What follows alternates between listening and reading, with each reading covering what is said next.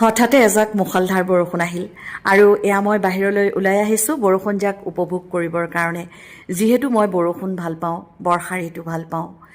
বৰ্ষা ঋতু ভাল পাওঁ মই, প্ৰতিশ্ৰুতি আছে তাৰ।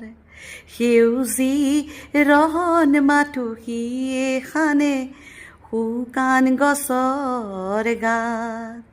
বৰ্ষা ঋতু ভাল পাওঁ মই, প্ৰতিশ্ৰুতি আছে তাৰ। সেউজী ৰহন মাথোঁ এখানে শুকান গছৰ গাত। হয়, বৰ্ষা ঋতুৰ প্ৰতিশ্ৰুতি আছে। এই ধুনীয়া গীতটো ৰচনা কৰিছিল ডক্টৰ নিৰ্মল প্ৰভা বৰদলৈ বাইদেৱে আৰু গীতটো গাইছিল জয়ন্ত হাজৰিকাই। সঁচাকৈয়ে এটা বৰ ধুনীয়া গীত। আজি বিশ্ব পৰিৱেশ দিৱস। বিশ্ব পৰিৱেশ দিৱসৰ এই শুভক্ষণত মই একান্তভাৱে এষাৰেই ক'ব বিচাৰোঁ, যদি পৃথিৱীত জীৱকুল জীয়াই থাকিব লাগে, যদি পৃথিৱীখন ধুনীয়া হৈ থাকিব লাগে, তেতিয়াহ'লে গছ ৰোপণ কৰাৰ বাহিৰে আৰু বনাঞ্চল সংৰক্ষণ কৰাৰ বাহিৰে আমাৰ আন কোনো গত্যন্তৰ নাই।